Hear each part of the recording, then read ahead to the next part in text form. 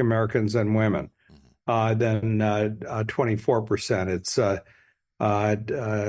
29% Wow. functionally unemployed Hispanic, 27.7 for Black Americans, and for women, it's believe it or not, about 30%. So Wow. that's extraordinary. Yeah. Those numbers. That means you can't earn a job really and put a roof over your head. Right. No, not at all. I'm interested in your personal story because it would have been very easy to go along and get along in the world of economics and just kind of follow the numbers the way they are, the GDP, the unemployment rate. What brought you to this point, and why did you decide to develop this metric? What did you see that caused you to go in this direction?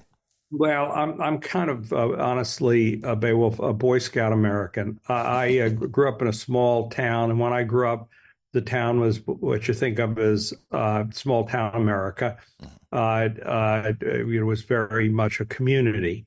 And what I've seen is that's York, Pennsylvania, is where I grew up, in Amish country, right at the edge of Amish country. Right. And I've seen the town just physically, as I go look at it, decline over the period of time since I was growing up. Even more stab in the heart for me is I have either walked by, ridden my bicycle by, or driven by the Federal Reserve every day that I'm in Washington for my professional career, which started here in 1973. And there's only one thing that's clearly changed in that period of time, and it's changed markedly in the last 10 years, and that is the huge homeless population sleeping in tents around the Fed. And you can't look at that and not say to yourself, something is really wrong. This isn't the America I grew up in. Something is wrong. And it is not, as like people like to say, oh, it's lazy people, or it's people who ought to be, are mentally challenged, or whatever it is. Yeah, there's some of that, but in any case, they ought to have a roof over their head too. Right. But it's also a lot of people who work and can't afford, don't earn enough to basically put a roof over their head, except a tent. That's terrible. We can't have that.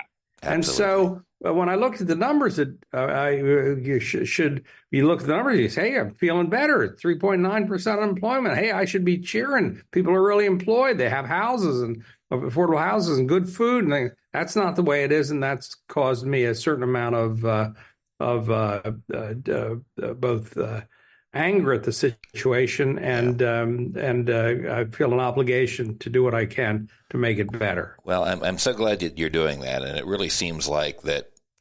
From my perspective, some people are using this cynically in order to put forward a rosy picture when it would be more of an effort for them to actually take concrete steps in order to change the situation, in order to get people into houses, in order to make sure that they had jobs that paid for their needs. And in the meantime, the alternative seems to be that people are sleeping on concrete steps, and perhaps through something of a sense of irony, if they choose the Federal Reserve and outside that particular building as a location for that. But I know realistically that most people in that situation will just choose what they can.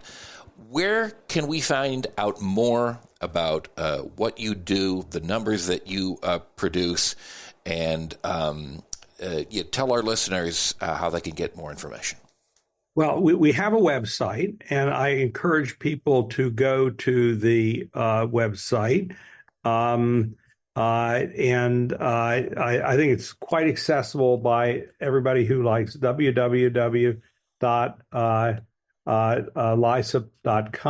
That's lisep.org. LISEP.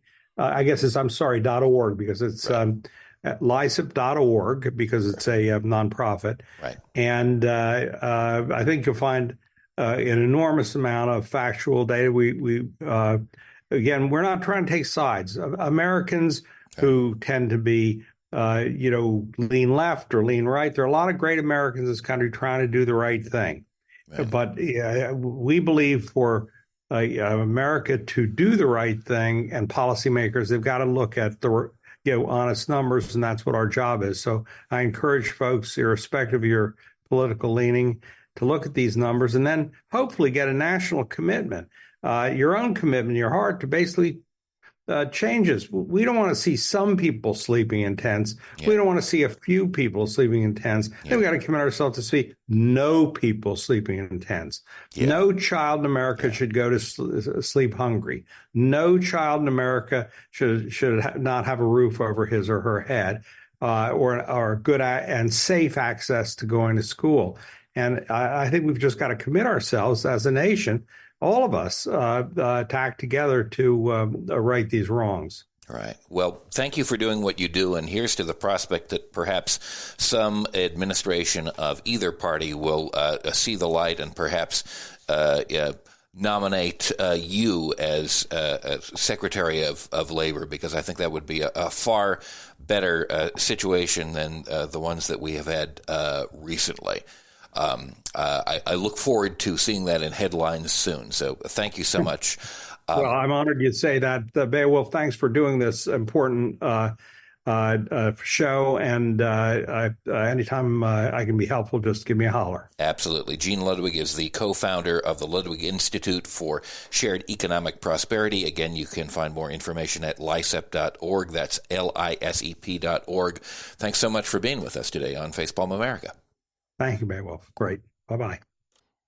Thanks so much for being with us today on Facepalm America. I want to urge you to go to twosquaredmediaproductions.com. That's the company and its website owned by me that produces this show. And Ace Elson and Rosabelle Hine produce it. Thank you so much. And until next time, enjoy the day.